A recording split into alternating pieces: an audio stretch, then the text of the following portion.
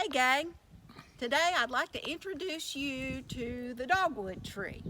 The dogwood is a beautiful tree that we find on the farm. It's got amazing flowers, but it is kind of a small tree, but it always blooms in time for Easter. There is a story about why the dogwood tree stays as small as it is, and also about why the blooms look like they do. So I'm going to share that with you today.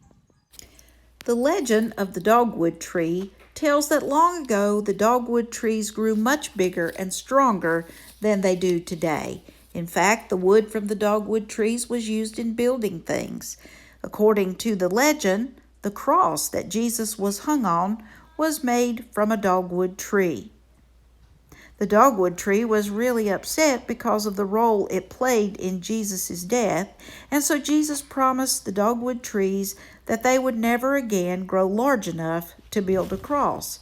Its branches would be narrow and crooked and not good for building anything at all.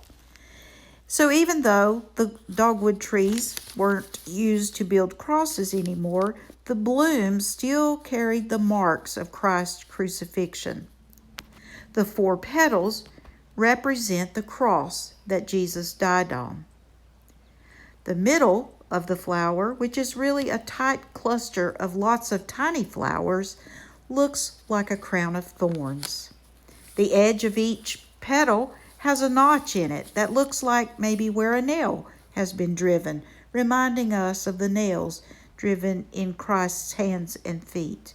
These notches are stained with the rusty red color of Jesus' blood. The dogwood trees burst into bloom just before Easter each year, reminding us of what Jesus did for us on the cross. So why don't you take a look around outside and see if you can find a dogwood tree blooming. Look at the flowers and see if you can remember what each part of the flower stands for in the Easter story. Join me tomorrow for another Holy Week lesson from the farm. Look forward to seeing you then.